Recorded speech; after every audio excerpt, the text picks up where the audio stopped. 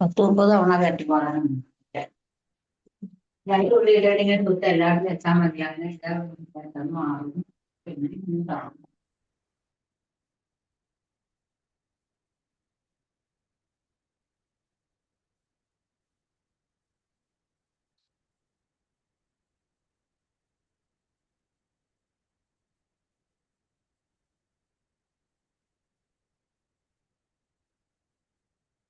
ഹരേ കൃഷ്ണ.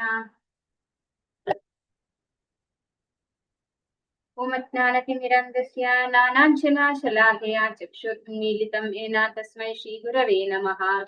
ശ്രീചൈതന്യമനോഭീഷ്ടം സ്ഥാപിതം യേന ഭൂതലേ സ്വയം രൂപാ കഥാ മഹ്യം ദദാതി സ്വപദാന്തികം. വന്ദേഹം ശ്രീഗുരോ ശ്രീയുതപദകമലം ശ്രീഗുരുൻ വൈഷ്ണവാംശ ശ്രീരൂപം സാഗ്രജാതം സഹഗണ രഘുനാഥാന്വിതം തം സജീവം സാദ്വൈതം സാഗദൂതം പരിജനസഹിതം കൃഷ്ണ ചൈതന്യദേവം ശ്രീരാധാ കൃഷ്ണ പാദാൻ സഹഗണ ലളിതാ ശ്രീ വിശാഖാന്വിതാംശ. നമ ഓം വിഷ്ണുപാദായ കൃഷ്ണപ്രേഷ്ഠായ ഭൂതലേ ശ്രീമതേ പതാക സ്വാമി ഇതി നാമിനെ നമാചാര്യ പാദായ നിതായ കൃപപ്രദായിനെ ഗൗരകഥാദാമദായ നഗരഗ്രാമതാരിണേ. നമോ വിഷ്ണുപാദായ കൃഷ്ണപ്രേഷ്ഠായ ഭൂതലേ ശ്രീമതേ ഭക്തിവേദാന്ത സ്വാമി ഇതി നാമിനെ നമസ്തേ സാരസ്വതേ ദേവേ ഗൗരവാണി പ്രചാരിണേ നിർവിശേഷ ശൂന്യവാദി പാശ്ചാത്യ ദേശതാരിണേ.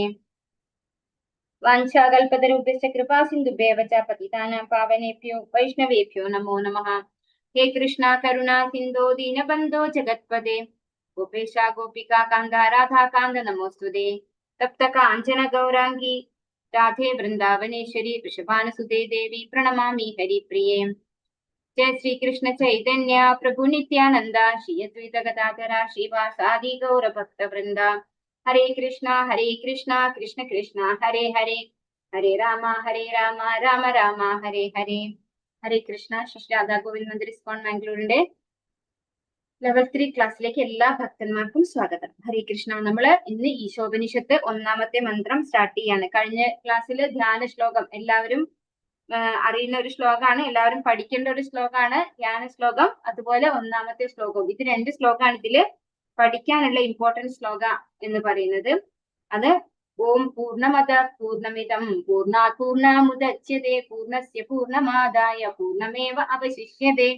ഇതാണ് ധ്യാന ശ്ലോകം എന്ന് പറയുന്നത്. അതിലെന്താ പറയുന്നത് ആർക്കെങ്കിലും പറയാൻ പറ്റുമോ?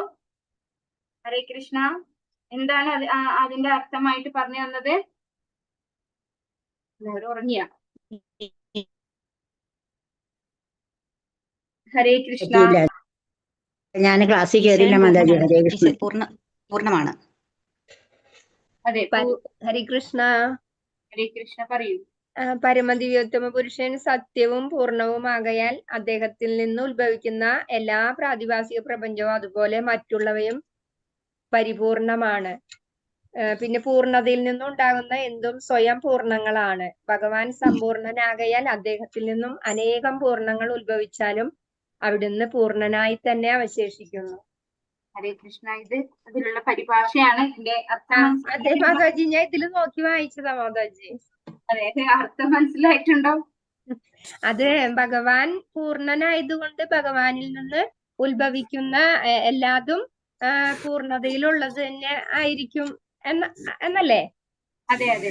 ഭഗവാൻ അതായത് പരിപൂർണനായിട്ടുള്ള ഭഗവാൻ, അതായത് 1 - 1 = 1 എന്നുള്ളതാണ് അതിന്റെ പ്രിൻസിപ്പിൾ. അത് നമ്മള് 1 - 1 എത്രയാണ്? നമുക്ക് 0 ആണ് അല്ലെ? അതെ. -1 നമുക്ക് 0 ആണ്. പക്ഷെ ഭഗവാന്റെ കാര്യത്തിൽ 1 - 1 പറയുന്നത് 1 ആണ്. ഭഗവാനിൽ നിന്ന് എന്തൊക്കെ മൈനസ് ചെയ്താലും, ഭഗവാനിൽ നിന്ന് ഉണ്ടായിട്ടുള്ളതൊക്കെ മൈനസ് ചെയ്താലും ഭഗവാൻ പരിപൂർണനായിട്ട് തന്നെ നിലനിൽക്കുന്നു.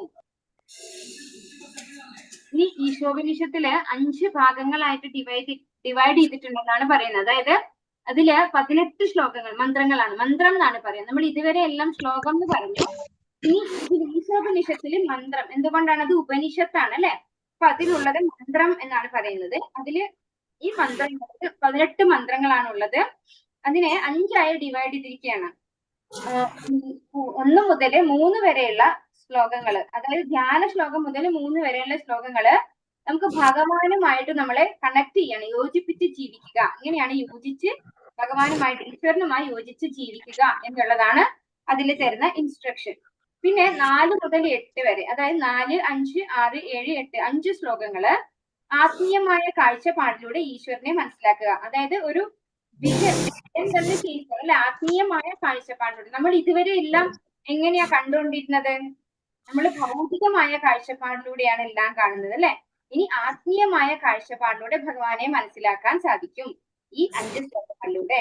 ഇനി അത് കഴിഞ്ഞ് 9 മുതൽ 11 വരെ, 9, 10, 11 3 ശ്ലോകങ്ങളിൽ ശരിയും തെറ്റും വിദ്യ, ഈശ്വരനെ മനസ്സിലാക്കാൻ, അതായത് ഭഗവാനെ മനസ്സിലാക്കാനുള്ള ശരി തെറ്റുകളായിട്ടുള്ള അറിവുകൾ.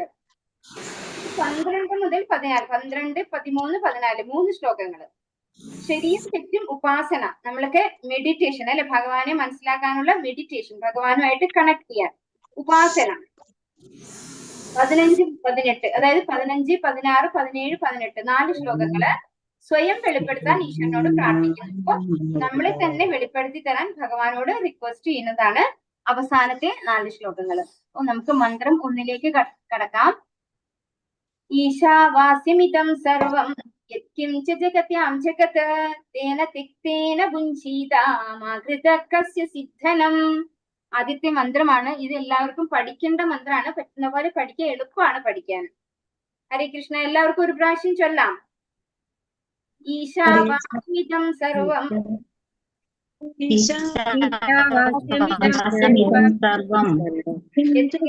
ജഗത്യാം ജഗത് തേന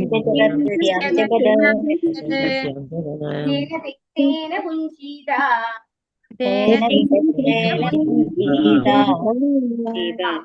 കസ്യ സിദ്ധനം.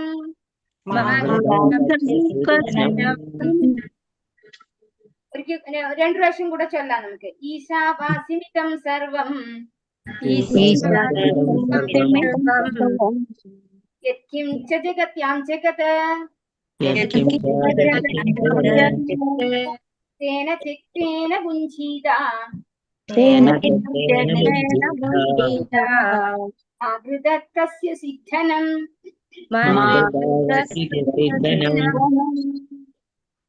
ഈശാവാസ്യമിതം സർവം യത്കിഞ്ച ജഗത്യാം ജഗത് തേന തിക്തേന ഭുഞ്ജീതാ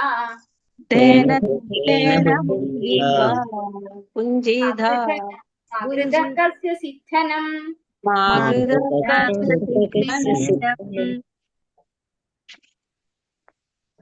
കൃഷ്ണ. അപ്പൊ ഇതിന്റെ വിവർത്തനം നോക്കാം. പ്രപഞ്ചത്തിലുള്ള സർവ്വചരാചരങ്ങളും ഈശ്വരന്റെ ഉടമസ്ഥതയിലുള്ളതും ഈശ്വരനാൽ നിയന്ത്രിക്കപ്പെടുന്നതുമാണ്. അതുകൊണ്ട് ഒരുവൻ തനിക്കായി നീക്കിവെക്കപ്പെട്ടവ അർഹമായ വസ്തുവകകൾ മാത്രം സ്വീകരിക്കുക, മറ്റുള്ളവരുടെ ധനം ആശിക്കരുത്.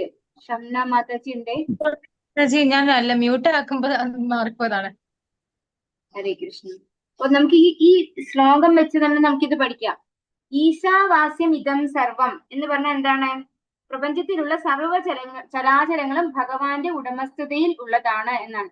ഈശാവാസ്യം, വാസ്യം എന്ന് പറഞ്ഞാൽ എന്താണ്? വസിക്കുന്നു അല്ലെ. ഇതം സർവം, ഈ പ്രപഞ്ചത്തിലുള്ള എല്ലാറ്റിലും ഈശ്വരൻ വസിക്കുന്നു. അപ്പൊ ഈശ്വരന്റെ ഉടമസ്ഥതയിലുള്ളതാണ് ഈ പ്രപഞ്ചത്തിലുള്ള എല്ലാം എന്ന് ഒന്നാമത്തെ ശ്ലോകത്തിന്റെ ഈ ശ്ലോകത്തിന്റെ ഒന്നാമത്തെ വരി നമുക്ക് അർത്ഥം പറയാം. യത്കിഞ്ച ജഗത്യാം ജഗത്, ഈ ജഗത്ത് മുഴുവനും ഭഗവാനാൽ നിയന്ത്രിക്കപ്പെടുന്നു.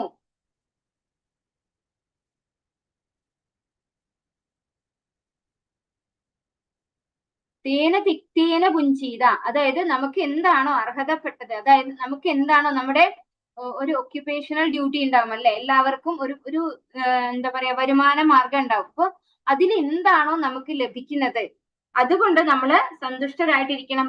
മാകൃത കസ്യ സിദ്ധനം, മറ്റുള്ളവരുടെ ധനം ഒരിക്കലും ആഗ്രഹിക്കരുത്. ഇതാണ് ഈ വരികളുടെ അർത്ഥം. അപ്പൊ ഇത് മനസ്സിലാക്കിക്കൊണ്ട് നമ്മൾ ഈ ഒരു ശ്ലോകം പഠിക്കുക. എല്ലാവരും വിവർത്തനം അത് മനസ്സിലാക്കിക്കൊണ്ട് പഠിക്കുക. എന്താണ് ഇതിൽ പറയുന്നത്? പ്രപഞ്ചത്തിലുള്ള സർവ്വചരാചരങ്ങളും ഈശ്വരന്റെ ഉടമസ്ഥതയിലുള്ളതും ഈശ്വരനാൽ നിയന്ത്രിക്കപ്പെടുന്നതും അവയുമാണ്. അതായത് ഈ ആദ്യത്തെ 2 വരിയുടെ അർത്ഥമാണത്. പ്രപഞ്ചത്തിലുള്ള സർവ്വചരാചരങ്ങളും ഈശ്വരന്റെ ഉടമസ്ഥതയിലുള്ളതും ഭഗവാനാൽ നിയന്ത്രിക്കപ്പെടുന്നതുമാണ്. അതുകൊണ്ട് ഒരുവൻ തനിക്കായി നീക്കിവെക്കപ്പെട്ടവ അർഹമായ വസ്തുവകകൾ മാത്രം സ്വീകരിക്കുക, മറ്റുള്ളവരുടെ ധനം ആശിക്കരുത്. നമുക്ക് തേന തിക്തേന ഭുഞ്ജീത, അതാണ് നമുക്ക് അർഹതപ്പെട്ടത് എന്തോ അത് മാത്രം നമ്മൾ സ്വീകരിക്കുക, ഒരിക്കലും മറ്റുള്ളവരുടെ ധനം ആശിക്കരുത്. മാ ഘൃതകസ്യ സിദ്ധനം. വൈദിക ജ്ഞാനം കുറ്റമറ്റതാണ്, കാരണം അത് ശരിയായ ആത്മീയ ഗുരു ശിഷ്യ പരമ്പരകളിലൂടെ വന്നിട്ടുള്ളതാണ്. വൈദിക ജ്ഞാനം ഭഗവാനാൽ അരുൾ ചെയ്യപ്പെട്ടതിനാൽ അതിന്റെ ഉറവിടം അപൗരുഷേയം അത്രേ. അപ്പൊ നമുക്ക് ചെറിയ ശ്ലോകമാണ്, ചെറിയ ഭാവാർത്ഥം ഒക്കെയാണ്. അപ്പൊ നമുക്കിത് ഫുള്ള് വായിച്ചുകൊണ്ട് പോകാം.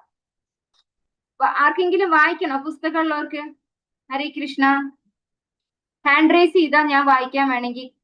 ഹരേ കൃഷ്ണ. ഹരേ കൃഷ്ണ. വായിക്കട്ടെ. പ്രേമ മോഹനൻ മാത്തച്ചി വായിച്ചോളൂ. മാത്തച്ചി ആദ്യത്തെ വായിക്കട്ടെ. പാരഗ്രാഫ് വായിച്ചോളൂ. ഹരേ കൃഷ്ണ. ഭാവാർത്ഥം. വൈദിക ജ്ഞാനം കുറ്റമറ്റതാണ്, കാരണം അത് ഭഗവാനിൽ നിന്ന് ആരംഭിച്ച് ശരിയായ ആത്മീയ ഗുരു ശിഷ്യ പരമ്പരകളിലൂടെ കൈവന്നിട്ടുള്ളതാണ്.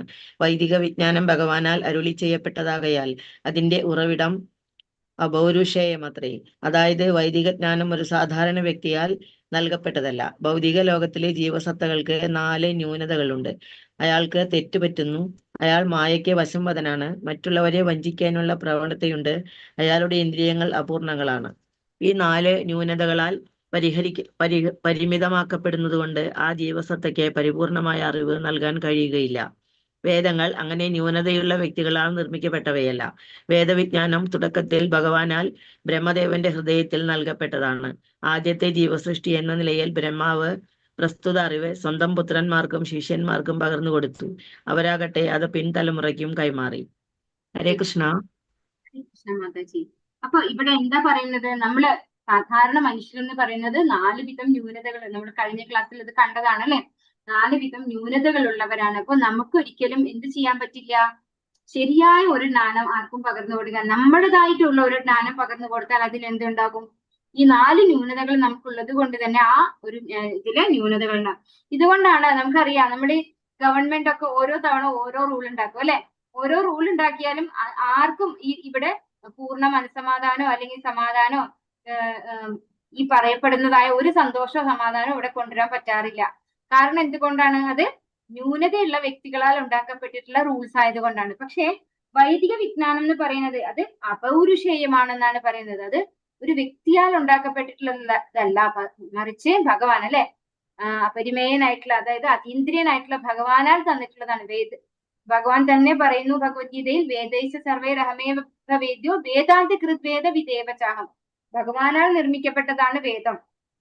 അതുപോലെ ശ്രീമദ് ഭാഗവതത്തിലെ 1-ാമത്തെ ശ്ലോകത്തിൽ ഭഗവാൻ എന്താ പറയുന്നത്? തേനേ ബ്രഹ്മഹൃദായ ആദികവയെ അല്ലെ, ആദികവിയായിട്ടുള്ള ബ്രഹ്മാവിന്റെ ഹൃദയത്തിലേക്ക് ഭഗവാൻ ജ്ഞാനം പകർന്നു കൊടുത്തു. അപ്പൊ അങ്ങനെയുള്ള ഒരു ജ്ഞാനമാണ് വേദവിജ്ഞാനം എന്നാണ് പറയുന്നത്. അല്ലാതെ നമ്മളെ പോലെയുള്ള സാധാരണ ഒരു ജീവവ്യക്തിയാലെ ഉണ്ടാക്കപ്പെട്ടിട്ടുള്ളതല്ല വേദം.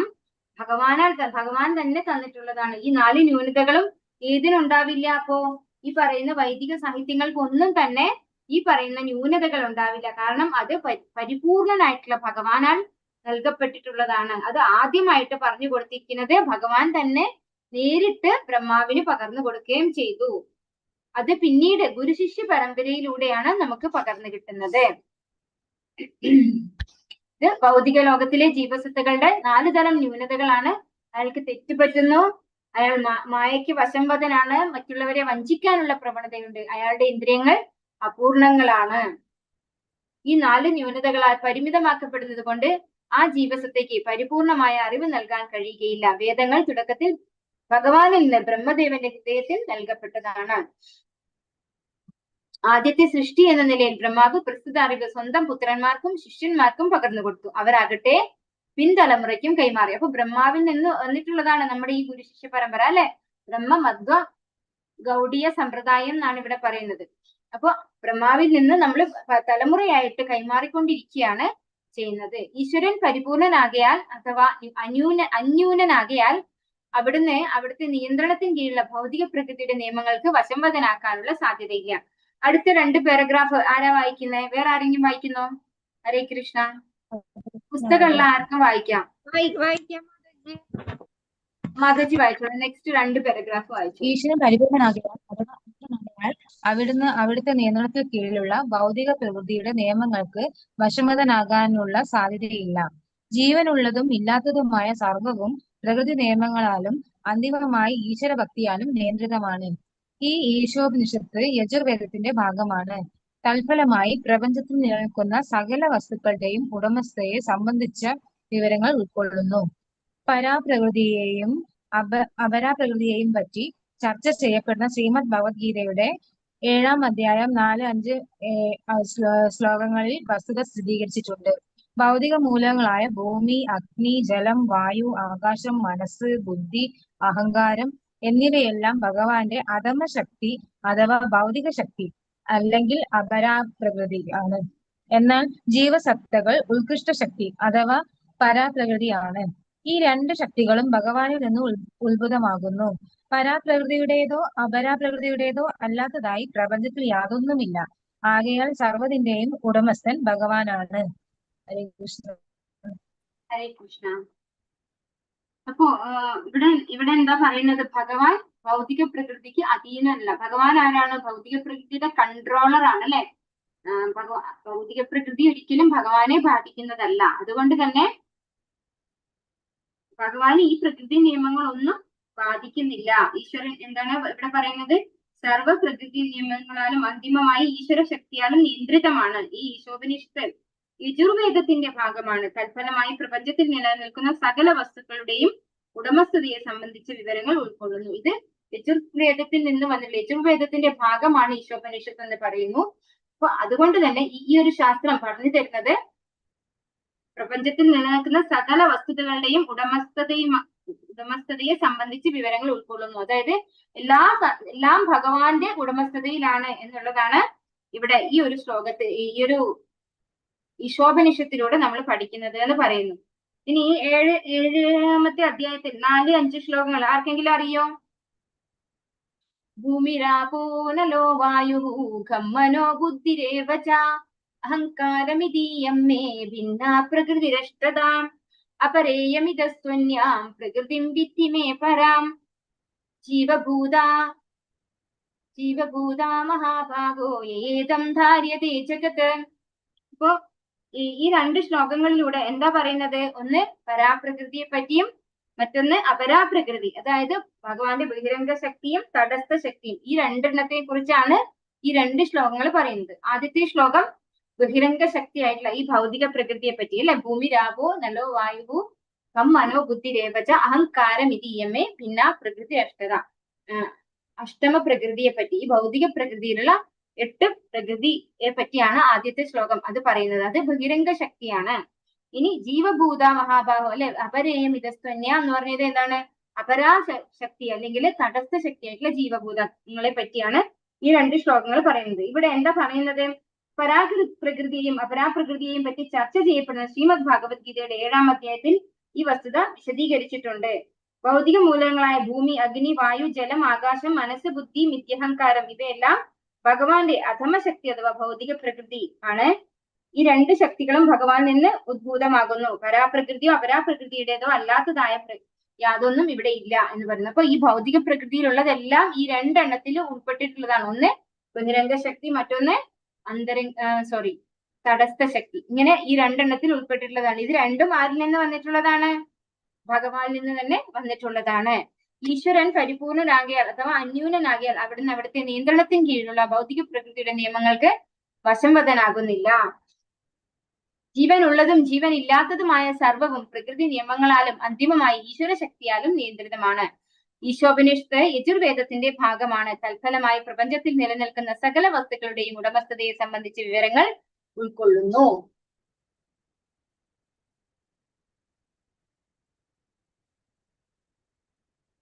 പരാപ്രകൃതി, ജീവസത്തകൾ ഉത്കൃഷ്ട ശക്തി, പരാപ്രകൃതി എന്നറിയപ്പെടുന്നു. ഈ 2 ശക്തികളും ഭഗവാനിൽ നിന്നും ഉദ്ഭൂതമാകുന്നു. അപരാപ്രകൃതിയുടേതോ അല്ലാത്തതോ ആയി പ്രപഞ്ചത്തിൽ യാതൊന്നുമില്ല. ആകയാൽ സർവ്വതിന്റെയും ഉടമസ്ഥൻ ഭഗവാനാണ്. ഇപ്പൊ എല്ലാം അഹം സർവസ്യ പ്രഭോ ഭഗവാൻ പറഞ്ഞിട്ടുണ്ട്, അല്ലെ?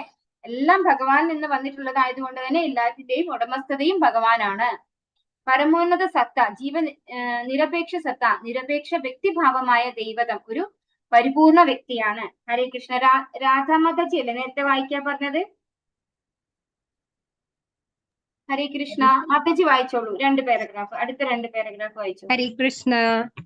പരമോന്നത സത്ത നിരപേക്ഷ വ്യക്തിഭാവമായ ദൈവതം ഒരു പരിപൂർണ വ്യക്തിയാണ്. തന്റെ വൈവിധ്യമാർന്ന ശക്തിവിശേഷം കൊണ്ട് അവിടുത്തേക്ക് സകലത്തിനെയും ക്രമവൽക്കരിക്കുന്നതിനാവശ്യമായ പൂർണ്ണവും പരിശുദ്ധവുമായ ബുദ്ധിശക്തിയുണ്ട്. പരമോന്നത സത്തയെ അഗ്നിയോട് ഉപമിക്കാറുണ്ട്. ചേതനവും അചേതനവുമായ വസ്തുക്കളെല്ലാം അഗ്നിയുടെ ചൂടിനോടും പ്രകാശത്തോടും ഉപമിക്കപ്പെടുകയും ചെയ്യുന്നു. അഗ്നി ചൂടിന്റെയും പ്രകാശത്തിന്റെയും രൂപത്തിൽ ഊർജത്തെ വിതരണം ചെയ്യുന്നത് പോലെ ഈശ്വരൻ അവിടുത്തെ ശക്തികളെ വ്യത്യസ്ത രീതികളിൽ പ്രദർശിപ്പിക്കുന്നു. അവിടുന്ന് അത്തരത്തിൽ സകലതിന്റെയും നേതാവും രക്ഷകനും നിർദ്ദേശകനുമായി വർത്തിക്കുന്നു. അവിടുന്ന് വൈവിധ്യങ്ങളായ ശക്തികളുടെ ഉറവിടമാണ്. അവിടുന്ന് അചിന്ത്യമായ ഐശ്വര്യം, ശക്തി, കീർത്തി, സൗന്ദര്യം, ജ്ഞാനം, വിരക്തി എന്നിവയാൽ പരിപൂർണനാണ്. അതിനാൽ ഈശ്വരനല്ലാതെ മറ്റൊരാളും ഒരു വസ്തുവിന്റെയും ഉടമസ്ഥനല്ല എന്നറിയാനുള്ള ബുദ്ധിശക്തി ഒരുവനുണ്ടാകണം. ഒരുവൻ തനിക്കായി ഈശ്വരൻ നീക്കിവെച്ച സ്വന്തം വിഹിതം മാത്രമേ സ്വീകരിക്കാവൂ. ഉദാഹരണമായി, പശു പാല് നൽകുന്നു. അവൾ ആ പാൽ സ്വയം കുടിക്കുന്നില്ല. അവൾ പുല്ലും ധാന്യവും ആഹരിക്കുന്നു. പാലാണെങ്കിൽ മാനവ സമൂഹത്തിന് ഭക്ഷണം എന്ന നിലയിൽ നൽകുകയും ചെയ്തിരിക്കുന്നു. ഈശ്വരന്റെ ക്രമീകരണം അത്തരത്തിലുള്ളതാണ്. അവിടുന്ന് നമുക്കായി ദയാപുരസരം നീക്കിവെച്ച വസ്തുക്കൾ കൊണ്ട് നാം സംതൃപ്തരാകേണ്ടതാണ്. അവരുടെയെല്ലാം യഥാർത്ഥ ഉടമസ്ഥൻ ആരാണെന്ന ബോധം നമുക്ക് സദാസമയവും ഉണ്ടാവേണ്ടതാണ്. ഹരേ കൃഷ്ണ. മാതാജി, താങ്ക് യു മാതാജി. ഇവിടെ എന്താ പറയുന്നത്? ഭഗവാന്റെ ആ ഉടമസ്ഥതയെ പറ്റി തന്നെയാണ് പറയുന്നത് അല്ലെ. നമ്മള് പലതും നമ്മുടേതാണെന്ന് വിചാരിച്ചിരിക്കുകയാണ് അല്ലെ. എന്റെ വീട്, എന്റെ കുട്ടികളെ അല്ലെ, എന്റെ കുടുംബം എന്നൊക്കെ പറഞ്ഞ് നമ്മള് പലതും എന്റേതാക്കി വെച്ചിരിക്കുകയാണ്. അപ്പൊ ഇവിടെ എന്താ ഭഗവാൻ പറയുന്നത്? എല്ലാം ഭഗവാന്റെ ആണല്ലേ. നമുക്കിത് മനസ്സിലാക്കി തരാണ് ഈ ഈശോപനിഷത്തിലൂടെ. ഈശോപനിഷത്ത് ആത്യന്തികമായി വന്നിട്ടുള്ളത് ആരിൽ നിന്നാണ്? ഭഗവാൻ നിന്ന് തന്നെയാണ് അല്ലെ. ഭഗവാനാണ് ഈ വേദങ്ങളും ഉപനിഷത്തുകളും ഒക്കെ നമുക്ക് തരുന്നത്. ഭഗവാനാണ്. വ്യാസദേവൻ ഇത് ലിഖിതങ്ങളാക്കി നമുക്ക് തന്നു എന്ന് മാത്രമേ ഉള്ളൂ. പരമോന്നത സത്ത, നിരപേക്ഷ വ്യക്തിഭാവം, ദൈവതം ഒരു പൂർണ്ണ വ്യക്തിയാണ്. ഒരിക്കലും ഒരു എന്താ പറയാ, രൂപമില്ലാത്ത ബ്രഹ്മം എന്ന തലത്തിലുള്ളതല്ല പരമോന്നത സത്ത എന്നിവിടെ വ്യക്തമായി പറയുന്നു അല്ലെ. ഭഗവാന് ഒരു രൂപമുണ്ട്. അദ്ദേഹം ഒരു വ്യക്തിയാണ്, പുരുഷനാണ്. അതുകൊണ്ടാണ് ഭഗവത്ഗീതയിൽ പുരുഷോത്തമ യോഗ എന്ന് പറഞ്ഞ അധ്യായം തന്നെ ഉണ്ട് അല്ലെ. ഭഗവാൻ അവിടെ കൃത്യമായിട്ട് പറയുന്നുണ്ട് എന്റെ ധാമത്തെ കുറിച്ച്. ഭഗവാന്റെ ധാമം എന്താണ്? നതദ്ഭാസയതേ സൂര്യോ ന ശശാങ്കോ ന പാവകഃ യദ്ഗത്വാന നിവർത്തന്തേ തദ്ധാമ പരമം മമ. നമുക്കൊക്കെ ഒരു വീടുണ്ട്. എന്തുകൊണ്ടാണ് നമുക്ക് വീടുള്ളത്? നമുക്കൊരു ശരീരമുണ്ട് അല്ലെ. അതുകൊണ്ടാണ് നമുക്ക് വീടുള്ളത്. അപ്പൊ ഭഗവാന്റെ ധാമമുണ്ട്. ഭഗവാന്റെ ധാമമുണ്ടെങ്കിൽ ഭഗവാൻ എന്തുണ്ട്? രൂപമുണ്ട് അല്ലെ. പക്ഷെ നമുക്ക് ആ ഭഗവാന്റെ രൂപത്തെ ദർശിക്കാനുള്ള വിഷൻ ഇല്ല, കാഴ്ചയില്ല. അത്രേ ഉള്ളൂ വ്യത്യാസം. അതുകൊണ്ട് ഭഗവാന് രൂപമില്ല എന്ന് ഒരിക്കലും അർത്ഥമില്ല അല്ലെ. ഭഗവാനും ഒരു പരിപൂർണ വ്യക്തിയാണ്. ഭഗവാൻ ഒരു രൂപമുണ്ട്. ഭഗവാൻ ഒരു പുരുഷനാണ്. അപ്പൊ അങ്ങനെയുള്ള ഭഗവാന്റെ രൂപം പക്ഷെ അതീന്ദ്രിയമാണ്. നമ്മുടെ ഈ ഭൗതികമായ ഇന്ദ്രിയങ്ങൾക്ക് അതീതനാണ് ഭഗവാൻ. നമുക്ക് കാണാൻ സാധിക്കില്ല എന്ന് മാത്രമേ ഉള്ളൂ. അഗ്നി ചൂടിന്റെയും പ്രകാശത്തിന്റെയും രൂപത്തിൽ ഊർജത്തെ വിതരണം ചെയ്യുന്നത് പോലെ ഈശ്വരൻ അവിടുത്തെ ശക്തികളെ വ്യത്യസ്ത രീതികളിൽ പ്രദർശിപ്പിക്കുന്നു. ഇതും നമ്മളെ ഭഗവത്ഗീത 10ാമത്തെ അധ്യായത്തിൽ നമ്മൾ കണ്ടിട്ടുണ്ടല്ലേ. ഭഗവാൻ എങ്ങനെയാണ് ഈ ഭൗതിക പ്രകൃതിയിൽ ഓരോന്നിലും ഇരിക്കുന്നത് എന്ന്. അപ്പോ അഗ്നി ചൂടിന്റെയും പ്രകാശത്തിന്റെയും രൂപത്തിൽ ഊർജത്തെ വിതരണം ചെയ്യുന്നത് പോലെ അതിനെ കാണാൻ സാധിക്കുമോ നമുക്ക്?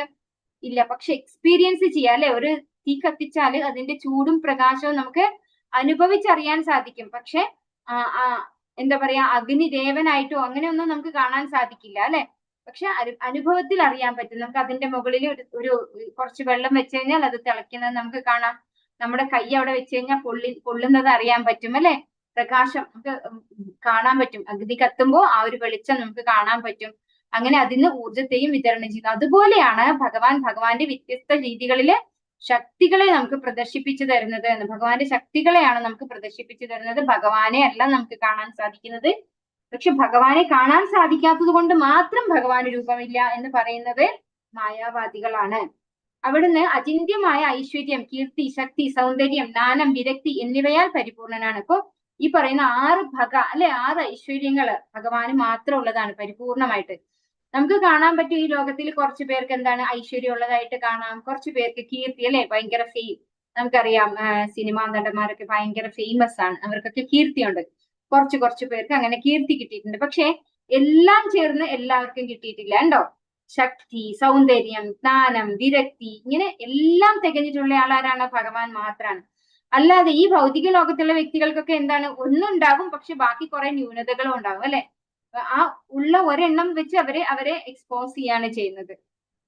ഈശ്വരനാണ് എല്ലാ വസ്തുക്കളുടെയും ഉടമസ്ഥൻ എന്നറിയാനുള്ള ബുദ്ധിശക്തി ഒരുവനുണ്ടാകണം. അപ്പൊ എല്ലാറ്റിന്റെയും ഉടമസ്ഥനായിട്ടുള്ളത് ഭഗവാനാണെന്ന് ആർക്കേ മനസ്സിലാവുള്ളൂ?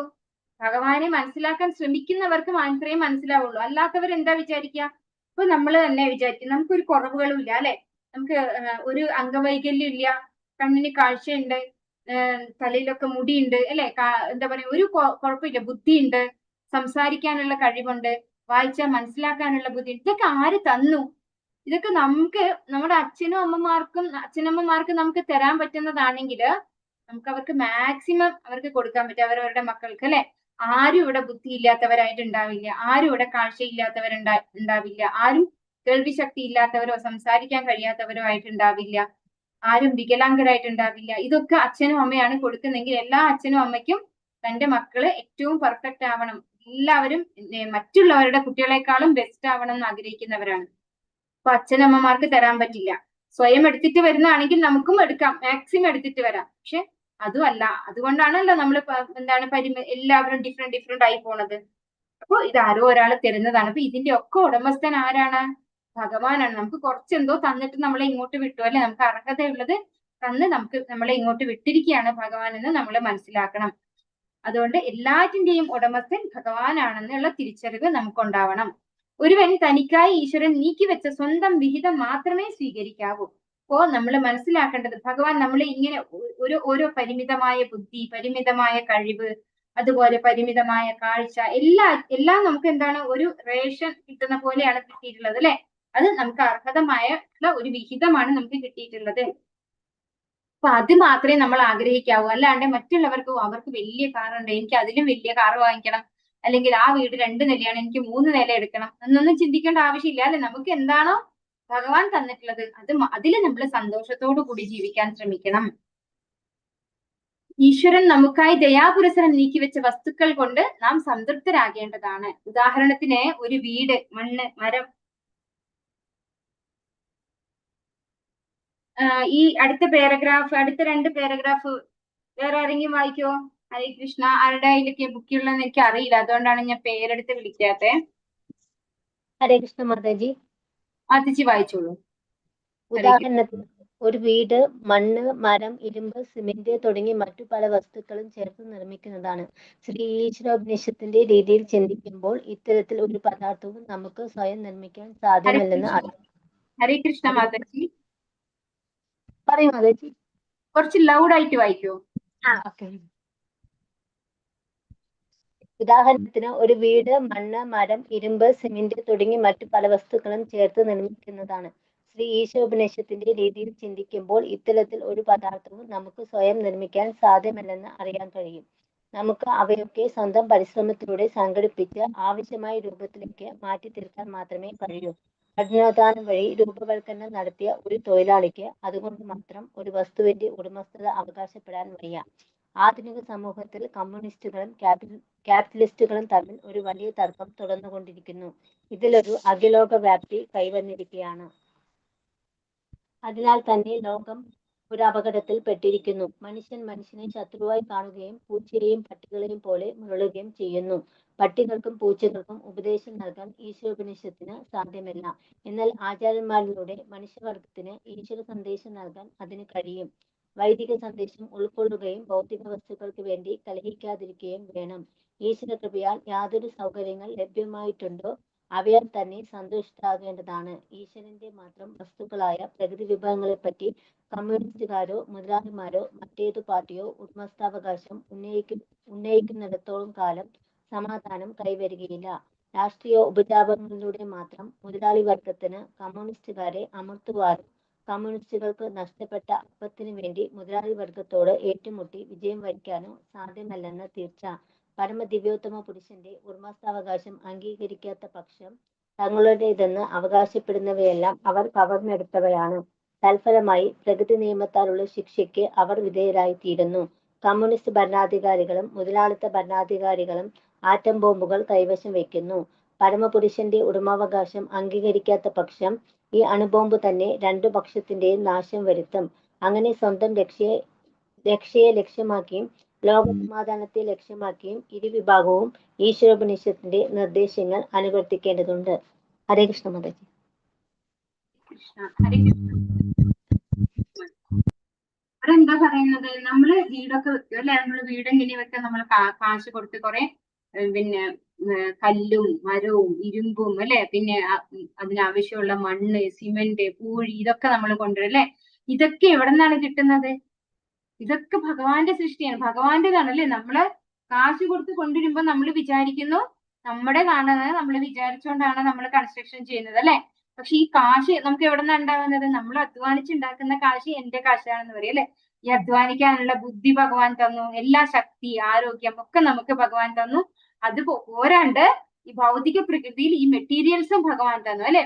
കുറച്ചു പേരത് സ്വന്തമാക്കി വെച്ച് അതിന് മറ്റൊരാളോട് കാശ് വാങ്ങി അത് കൊടുക്കുന്നു അല്ലെ. അല്ലാണ്ട് ഇപ്പോ മണ്ണ് കല്ലും ഒക്കെ ഭൂമിയിലുള്ളതാണ്, അത് നമ്മള് നമ്മുടെ ഓണർഷിപ്പിലാക്കി മാറ്റിയിട്ട് നമ്മളത് വിൽക്കുകയാണ് ചെയ്യുന്നത് അല്ലെ. അപ്പൊ ശരിക്കും പറഞ്ഞാൽ ഇതൊക്കെ ആരുടെയാണ്? ഭഗവാന്റെ ആണ് അല്ലെ. ഇതെല്ലാം ഭഗവാന്റെയാണ്. അങ്ങനെയുള്ള ഭഗവാനാൽ നിർമ്മിതമായിട്ടുള്ള കുറെ സാധനങ്ങൾ എടുത്താണ് നമ്മളുടേത് എന്ന് പറയുന്ന ഒരു വീട് വെക്കുന്നത്. അപ്പൊ അത് ആരുടെയാണ്? ശരിക്കും ഭഗവാന്റെ തന്നെയാണ് അല്ലെ. നമുക്ക് അവയൊക്കെ സ്വന്തം പരിശ്രമത്തിലൂടെ ആവശ്യമായ രൂപത്തിലേക്ക് മാറ്റി തീർക്കാൻ മാത്രമേ കഴിയൂ. അപ്പോ ഈ റോ മെറ്റീരിയൽസ് ഒക്കെ എടുത്തോണ്ട് വന്നിട്ട് നമുക്കൊരു വീട് നമ്മളായി കൺസ്ട്രക്ട് ചെയ്യും അല്ലെ. അതിന് മാത്രമേ നമുക്ക് സാധിക്കുള്ളൂ. ഈ റോ മെറ്റീരിയൽസ് ഒക്കെ ഉണ്ടാക്കണമെങ്കിൽ അത് ആര് തന്നെ ഉണ്ടാക്കണം? ഭഗവാൻ തന്നെ ഉണ്ടാക്കണം അല്ലെ. കഠിനാധ്വാനം വഴി രൂപവൽക്കരണം നടത്തിയ ഒരു തൊഴിലാളിക്ക് അതുകൊണ്ട് മാത്രം ഒരു വസ്തുവിന്റെ ഉടമസ്ഥത അവകാശപ്പെടാൻ സാധ്യമല്ല. അതായത് നമ്മൾ ഉണ്ടാക്കിയത് എന്റേതാണ് എന്ന് പറയാൻ സാധിക്കില്ല, ഒരു കാരണവശാലും സാധിക്കില്ല. ബുദ്ധി ഇല്ല എങ്കിൽ മാത്രമാണ് നമുക്ക് അങ്ങനെ ചെയ്യാൻ സാധിക്കുന്നത്. യഥാർത്ഥ ബുദ്ധി അത് നമുക്ക് കിട്ടാതിരിക്കുന്നത് വരെ നമുക്ക് പറയാം, ഞാൻ അധ്വാനിച്ച പണം, ഞാൻ ഉണ്ടാക്കിയത്, ഞാൻ വാങ്ങിച്ച സ്ഥലം അല്ലെ, ഞാൻ വാങ്ങിച്ച വീട്, അല്ലെങ്കിൽ ഞാൻ കെട്ടിയ വീട് എന്നൊക്കെ നമുക്ക് പറയാൻ പറ്റും. പക്ഷെ ശരിയായ ബുദ്ധി വരുമ്പോൾ എല്ലാറ്റിന്റെയും ഉടമസ്ഥൻ ഭഗവാനാണെന്ന് നമുക്ക് മനസ്സിലാവും. ഇവിടെ കമ്മ്യൂണിസത്തെ കുറിച്ചൊക്കെ ഇവിടെ പറയുന്നുണ്ട് അല്ലെ. ഇവിടെ എന്താ പറയുന്നത്? എല്ലാവരെയും ഒരുപോലെയാണെന്ന് വിചാരിക്കുന്നു. ഈ കമ്മ്യൂണിസ്റ്റുകാർ പറയുന്നു എല്ലാവരും അല്ലെ, തൊഴിലാളി വർഗം, മുതലാളി വർഗം അങ്ങനെയൊന്നുമില്ല, എല്ലാവരും ഒരുപോലെയാണെന്ന് വിചാരിക്കുന്നു. കഴിവുള്ളവർക്ക് അവസരം ലഭിക്കില്ല, പുരോഗമനം കുറവായിരിക്കും, ആളുകൾ ക്ഷാമം നേരിടേണ്ടി വരുന്നു, തൃപ്തിയില്ലാത്ത ജീവിതം നയിക്കേണ്ടി വരുന്നു. ഈ കമ്മ്യൂണിസത്തിന്റെ ന്യൂനതയാണ് ഇവിടെ പറയുന്നത്. എല്ലാവരും ഒരുപോലെയാണെന്ന് വിചാരിക്കുന്നു, കഴിവുള്ളവർക്ക് അവസരം ലഭിക്കില്ല. കഴിവുള്ളവരും കഴിവില്ലാത്തവരും ഉണ്ടല്ലേ. അപ്പൊ എല്ലാവരും ഒരുപോലെ കാണുമ്പോൾ യഥാർത്ഥത്തിലുള്ള ആളുകൾക്ക് അവസരം ലഭിക്കില്ല, യഥാർത്ഥത്തിൽ കഴിവുള്ള ആളുകൾക്ക് അവസരം ലഭിക്കില്ല. പുരോഗമനം കുറവായിരിക്കും, ആളുകൾക്ക് ക്ഷാമം നേരിടേണ്ടി വരുന്നു, തൃപ്തിയില്ലാത്ത ജീവിതം നയിക്കേണ്ടി വരുന്നു. ക്യാപിറ്റലിസം, അതായത് ഒരു സെക്ഷൻ കമ്മ്യൂണലിസവും മറ്റൊന്ന് ക്യാപിറ്റലിസം. സ്ഥാനമാനങ്ങൾ ഉള്ളവരെയും സമൂഹത്തിൽ സ്വാധീന ശക്തി ഉള്ളവരെയും മാത്രം മുന്നോട്ട് കൊണ്ടുവരും. ധനികർ പാവപ്പെട്ടവരെ ചൂഷണം ചെയ്യും, അവിടെ എപ്പോഴും മത്സരമായിരിക്കും. അപ്പൊ രണ്ടായാലും എന്താണ്? അതിനൊക്കെ ന്യൂനതകളുണ്ട് അല്ലെ. സ്ഥാനമാനങ്ങൾ ഉള്ളവരെ മാത്രം നമ്മൾ അതായത് റെസ്പെക്ട് ചെയ്യും അല്ലെ, അവരെ മാത്രം മുന്നോട്ട് കൊണ്ടുവരും, വലിയ പണക്കാരെ. ക്യാപിറ്റലിസം എന്ന് പറഞ്ഞാൽ തന്നെ എന്താണ്? ഇൻവെസ്റ്റ്മെന്റിന് കഴിവുള്ള ആളുകൾക്കാണ് മുന്നോട്ട് വരാൻ സാധിക്കുള്ളൂ.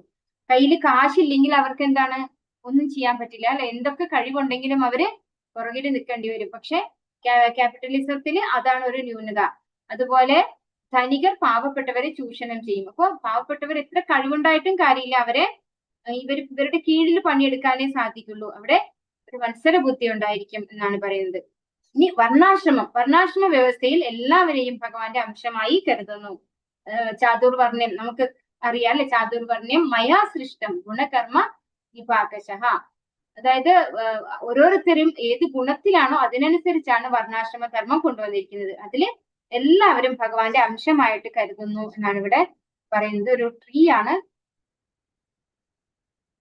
ക്ഷത്രിയ, വൈശ്യ, ശൂദ്ര, ബ്രാഹ്മണ. അതായത് ഭഗവാന്റെ നേരെ താഴെയാണ് ബ്രാഹ്മണർ വരുന്നത്. അത് കഴിഞ്ഞ് ക്ഷത്രിയ, വൈശ്യ, ശൂദ്ര, ഔട്ട്കാസ്റ്റ്. എന്താ ഉദ്ദേശിക്കുന്നതെന്ന് അറിയില്ല. ഇതാണ് വർണ്ണാശ്രമ ട്രീ ആയിട്ട് പറയുന്നത്.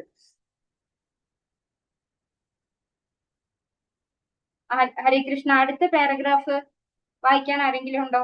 അടുത്ത 2 പാരഗ്രാഫ് വായിച്ചോളൂ, ആരെങ്കിലും വായിക്കുന്നെങ്കിൽ. ഹാൻഡ് റേസ് ചെയ്തിട്ട് അതിനനുസരിച്ച് വിളിക്കായിരുന്നു. ഹരേ കൃഷ്ണ. അടുത്തതായി ക്ഷത്രിയർ ആണ്. അവർ രജോഗുണത്തിൽ വർത്തിക്കുന്നു.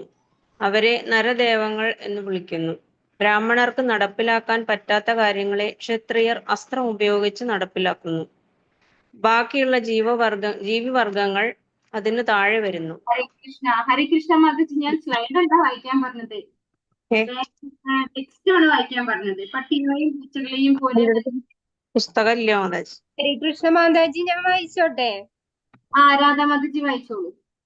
ഹരേ കൃഷ്ണ. പട്ടികളെയും പൂച്ചകളെയും പോലെ മനുഷ്യവർഗം കലഹിക്കാൻ വേണ്ടിയുള്ളതല്ല. മനുഷ്യജന്മത്തിന്റെ പ്രാധാന്യവും ലക്ഷ്യവും മനസ്സിലാക്കി പ്രവർത്തിക്കാനുള്ള ബുദ്ധി അവനുണ്ടാകണം. വൈദിക സാഹിത്യം മനുഷ്യർക്ക് വേണ്ടിയുള്ളതത്രേ, അല്ലാതെ നായകൾക്കും പൂച്ചകൾക്കും വേണ്ടിയുള്ളതല്ല. പൂച്ചകൾക്കും പട്ടികൾക്കും പാപസ്പർശനമേൽക്കാതെ തന്നെ സ്വന്തം ഭക്ഷണത്തിനു വേണ്ടി ഇതര ജീവികളെ കൊല്ലാവുന്നതാണ്. പക്ഷേ തന്റെ അനിയന്ത്രിതമായ രസനയുടെ സംതൃപ്തിക്ക് വേണ്ടി മനുഷ്യൻ ഒരു ജീവിയെ കൊല്ലുകയാണെങ്കിൽ പ്രകൃതി നിയമം ലംഘിച്ചതിന് അവൻ ഉത്തരവാദിയാകും. തൽഫലമായി അവൻ ശിക്ഷിക്കപ്പെടും. മനുഷ്യരുടെ ജീവിത നിലവാരം മൃഗങ്ങൾക്ക് ബാധകമാക്കാൻ നിവൃത്തിയില്ല. ഒരു പുലി അരിയോ ഗോതമ്പോ പശുവിൻ പാലോ ഭക്ഷിക്കുന്നില്ല. കാരണം അതിന് നിർദ്ദേശിക്കപ്പെട്ടിട്ടുള്ള ഭക്ഷണം പച്ചമാംസത്തിന്റെ രൂപത്തിലുള്ളതാണ്. സസ്യബുക്കുകളും മാംസബുക്കുകളുമായി നിരവധി മൃഗങ്ങളെയും പക്ഷികളെയും കാണാം. എന്നാൽ അവയൊന്നും ഈശ്വരേച്ഛയാലുള്ള പ്രകൃതി നിയമം ലംഘിക്കുന്നില്ല.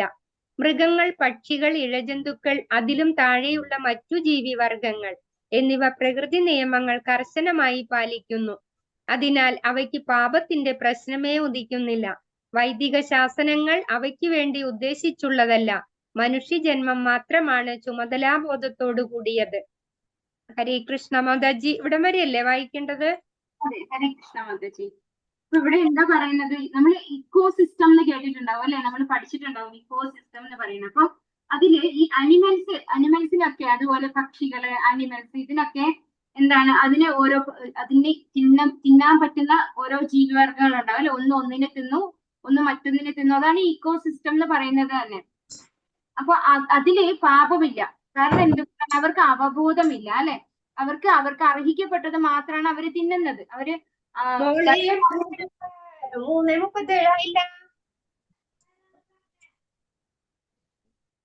ഹരേ കൃഷ്ണ.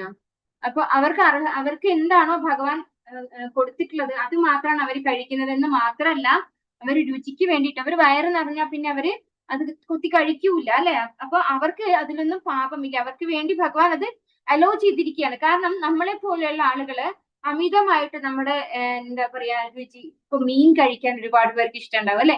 അപ്പൊ അവർക്ക് ഒരു എന്താ പറയാ ഒരു കൊച്ചി ആയിട്ട് ജന്മം കൊടുക്കുകയാണ് ചെയ്യുന്നത് ഭഗവാൻ. അവർക്ക് അനുവദിച്ചു കൊടുക്കുകയാണ് കഴിക്കാനായിട്ട്. നമുക്ക് ആഗ്രഹം ഉണ്ടെങ്കിൽ അതിനനുസരിച്ചുള്ള ഒരു ജന്മം ഭഗവാൻ തരികയാണ്. അതുകൊണ്ടാണ് 84 ലക്ഷം ജീവിവർഗങ്ങളിലൂടെ കടന്നു പോകുന്നു എന്ന് പറയുന്നത്. നമ്മുടെ ആഗ്രഹങ്ങൾക്ക് അനുസരിച്ചാണ് നമ്മൾ അങ്ങനെ ഓരോ ശരീരം എടുക്കുന്നത്. അപ്പൊ അതില് തെറ്റില്ല, അതില് പാപമൊന്നും വരുന്നില്ല. പക്ഷെ മനുഷ്യൻ ഇങ്ങനെയുള്ള മൃഗങ്ങളെ കൊന്നു തിന്നുമ്പോ അവർക്ക് പാപത്തിന്റെ ഫലം ഏൽക്കേണ്ടി വരുന്നു എന്നാണ് ഇവിടെ പറയുന്നത്. മനുഷ്യന് അവബോധം എന്ന് പറഞ്ഞ ഒന്നുകൂടെ തന്നിട്ടുണ്ട്. ഈ മൃഗങ്ങൾക്ക് അത് കൊടുത്തിട്ടില്ല. അപ്പൊ ഈ അവബോധം തന്നിട്ടും നമ്മള് നമ്മുടെ നാക്കിന്റെ രുചി മാത്രം ആഗ്രഹിച്ചുകൊണ്ട് ഇത്തരത്തിലുള്ള പ്രവൃത്തി ചെയ്യുന്നത് തെറ്റാണ് എന്ന് പറയുന്നു അല്ലെ. ഇവിടെ നമുക്ക് പറഞ്ഞു തരുന്ന ഒരു പുലി അല്ലെങ്കിൽ ഒരു സിംഹം, ഇതിനൊന്നും ഒരു സസ്യബുക്കായിട്ട് ജീവിക്കാൻ പറ്റില്ല അല്ലെ. അതിനെ ഭഗവാൻ അങ്ങനെയാണ് സൃഷ്ടിച്ചത്. അതുകൊണ്ട് തന്നെ അതിനൊന്നും എന്താ പറയാ പാപമില്ല. അതിന് അത്തരത്തിലുള്ള മൃഗങ്ങളെയൊക്കെ കൊന്നു തിന്നുന്നതിൽ ഒരു പാപവും കിട്ടുന്നില്ല എന്ന് പറയുന്നു. ഇവരൊക്കെ നിയമങ്ങൾ, അതായത് ഇവിടെ പറയുന്നു മൃഗങ്ങൾ, പക്ഷികൾ, ഇഴജന്തുക്കൾ, അതിലും താഴെയുള്ള മറ്റു ജീവിവർഗങ്ങൾ എന്നിവ പ്രകൃതി നിയമങ്ങൾ കർശനമായി പാലിക്കുന്നു. അതിനാൽ അവയ്ക്ക് പാപത്തിന്റെ പ്രശ്നമേ ഉദിക്കുന്നില്ല. വൈദിക ശാസനങ്ങൾ അവയ്ക്ക് വേണ്ടി ഉദ്ദേശിച്ചുള്ളവയല്ല. മനുഷ്യജന്മം മാത്രമാണ് ചുമതലാബോധത്തോടു കൂടിയത്. അപ്പോ അവരൊക്കെ അവരവർക്ക് അർഹതപ്പെട്ടത് ഭഗവാൻ അവർക്കായി കൊടുത്തിട്ടുള്ളത് മാത്രമാണ് അവർ ചെയ്യുന്നുള്ളൂ, കഴിക്കുന്നുള്ളൂ അല്ലെ.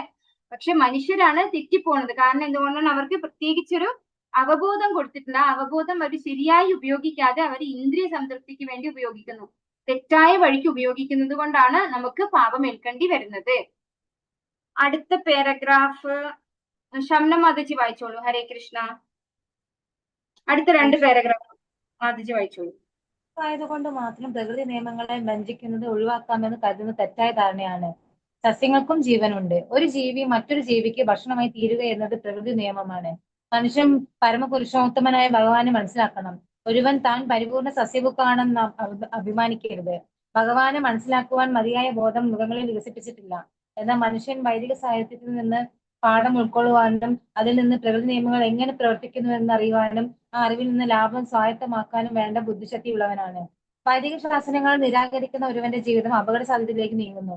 അതിനാൽ മനുഷ്യ ജന്മം സിദ്ധിച്ചയാൾ പരമപ്രഭുവിന്റെ അതീശത്വം അംഗീകരിക്കുന്നത് അനിവാര്യമാണ്. അയാൾ ഭഗവാന്റെ ഭക്തനായി തീരണം. തന്റെ സകല വസ്തുക്കളും ഭഗവത് സേവനത്തിനായി സമർപ്പിക്കുകയും ഉച്ഛിഷ്ടം പ്രസാദമായി കൈക്കൊള്ളുകയും വേണം. ഇത് തന്റെ ചുമതലകൾ ഉചിതമായി നിർവഹിക്കുവാൻ അയാളെ പ്രാപ്തനാക്കും. ഭഗവാൻ തന്റെ ഭക്തരുടെ കൈകളിൽ നിന്ന് താൻ സസ്യാഹാരങ്ങൾ സ്വീകരിക്കുന്നുവെന്ന് ഭഗവത്ഗീതയിൽ നേരിട്ട് അരുളി ചെയ്യുന്നു.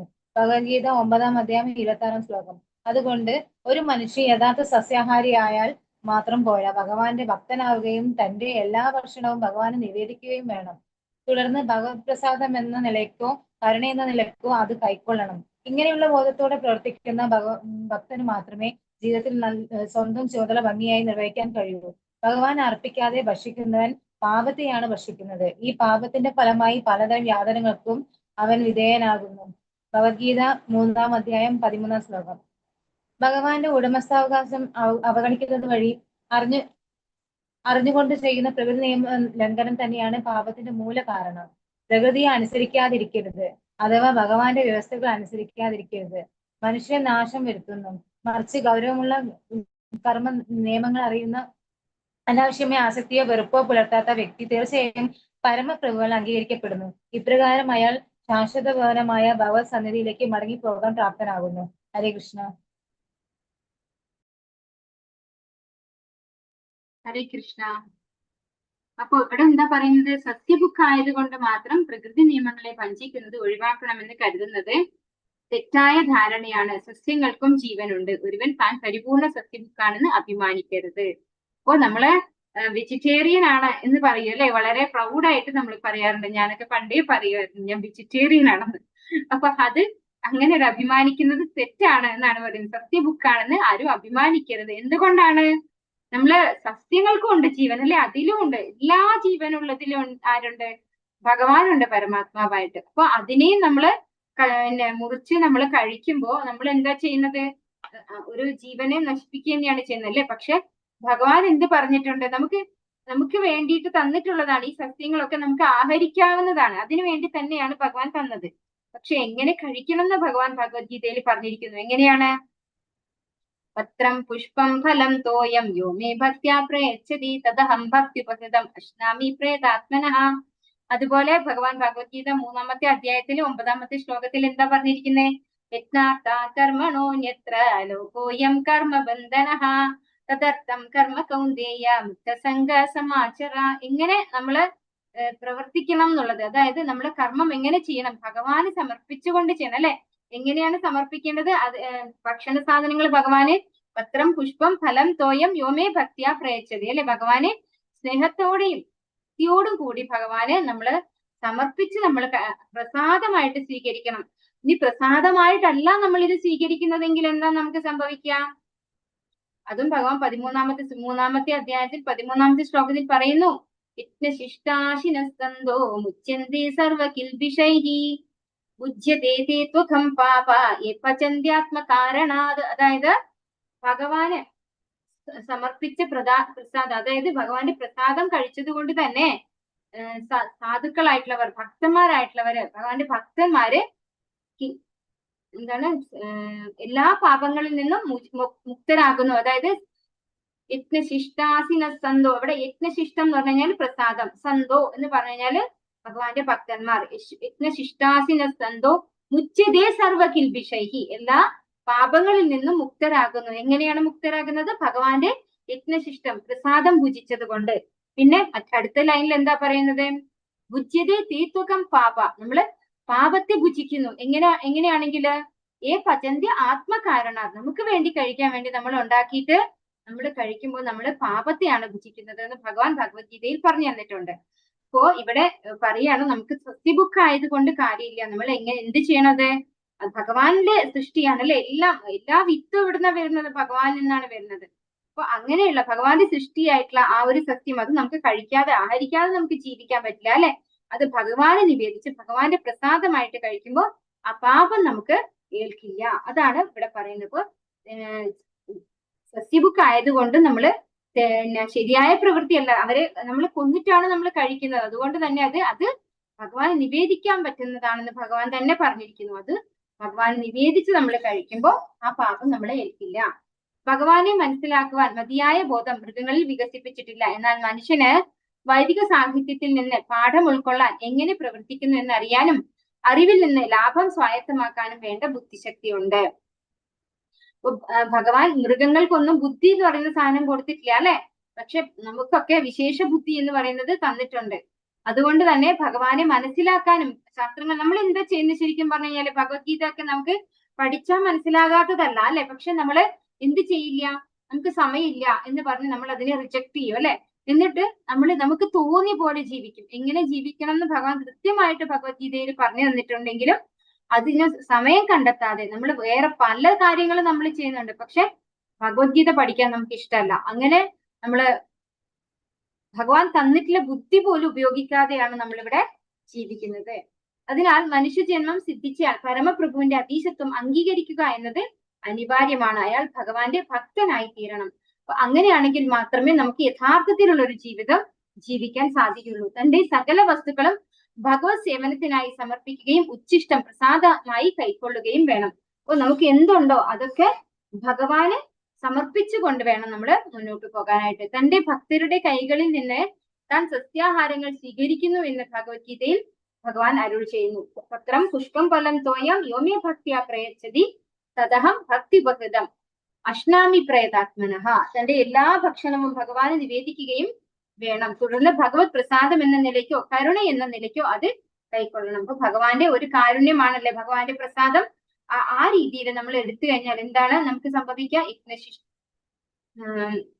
യജ്ഞാർത്ഥാത് കർമ്മണോ അന്യത്ര ലോകോയം കർമ്മബന്ധനഃ തദർത്ഥം കർമ്മ കൗന്ദേയ മുക്ത സംഘ സമാചര. അങ്ങനെയാണെങ്കിൽ നമുക്ക് മുക്തനായിട്ടിരിക്കാം. അതായത് ഭഗവാന്റെ പ്രസാദം കഴിച്ചാലാണ് നമുക്ക് മുക്തനാവാൻ സാധിക്കുള്ളൂ. ഏതിൽ നിന്ന് മുക്തനാവാൻ? കർമ്മബന്ധനങ്ങളിൽ നിന്ന് മുക്തനാവാൻ സാധിക്കുള്ളൂ. ഭഗവാൻ അർപ്പിക്കാതെ ഭക്ഷിക്കുന്നവർ പാപത്തെയാണ് ഭുജിക്കുന്നത്. ഈ പാപത്തിന്റെ ഫലമായി പലതരം യാതനകൾക്കും അവൻ വിധേയനാകുന്നു. അപ്പോ യജ്ഞശിഷ്ടാശിന സന്തോ ആ ഒരു ശ്ലോകത്തിന്റെ മീനിങ് ആണ് ഇവിടെ പറയുന്നത്. നമ്മൾ ഭഗവാന് സമർപ്പിക്കാതെ നമ്മള് ആഹാരം കഴിച്ചു കഴിഞ്ഞാൽ അത് പാപമാണ് ഭുജിക്കുന്നത് എന്ന് ഭഗവാൻ പറയുന്നു. ഭഗവാന്റെ ഉടമസ്ഥാവകാശം അവഗണിക്കുക വഴി അറിഞ്ഞുകൊണ്ട് ചെയ്യുന്ന പ്രകൃതി നിയമലംഘനം തന്നെയാണ് പാപത്തിന്റെ മൂല കാരണം. അഥവാ ഭഗവാന്റെ വ്യവസ്ഥകൾ അനുസരിക്കാതിരിക്കുന്നത്ര മനുഷ്യന് നാശം വരുന്നു. അതായത് നമ്മൾ ഭഗവാനെ അനുസരിക്കാഞ്ഞാൽ നിനക്ക് നാശമായിരിക്കും ഫലം എന്ന് ഭഗവാൻ ഭഗവത്ഗീതയിൽ അർജുനോട് പറയുന്നുണ്ട് അല്ലെ. അപ്പൊ ഭഗവാൻ നമുക്ക് കറക്റ്റ് ആയിട്ട് എങ്ങനെയാണ് ജീവിക്കേണ്ടതെന്ന് പറഞ്ഞു തന്നിട്ടുണ്ട്. അതിനെ എഗെയിൻസ്റ്റ് ആയിട്ട് അതിനെ നമ്മൾ ഇഗ്നോർ ചെയ്തുകൊണ്ട് നമ്മൾ ജീവിച്ചാൽ നമ്മൾ പാപമാണ് ചെയ്യുന്നത്. അങ്ങനെ ചെയ്തു കഴിഞ്ഞാൽ നമുക്ക് നാശം തന്നെയാണ് ഫലം എന്ന് ഭഗവാൻ ഭഗവത്ഗീതയിൽ വ്യക്തമായിട്ട് പറഞ്ഞിട്ടുണ്ട്. അപ്പൊ അതാണ് ഇവിടെ പറയുന്നത്. അതായത് ഈ ഒരു ശ്ലോകത്തിന്റെ മീനിങ് എന്ന് പറയുന്നത് ഒരിക്കൽ കൂടെ പറയാം.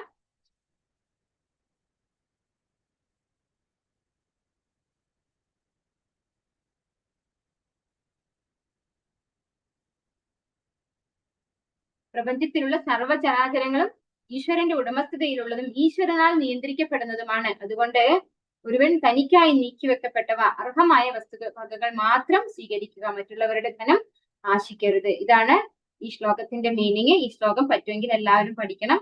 ഹരേ കൃഷ്ണ കൃഷ്ണ കൃഷ്ണ ഹരേ ഹരേ, ഹരേ രാമ രാമ രാമ ഹരേ ഹരേ.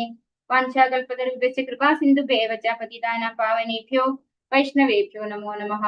अनंत कोटि वैष्णव वृंद की जय, श्री प्रभुपाद की जय, गुरु महाराज की जय, नित्याय गौर प्रेमानंदे। हरि हरि बोल। हरे कृष्णा सर्वं श्री कृष्णार्पणमस्तु।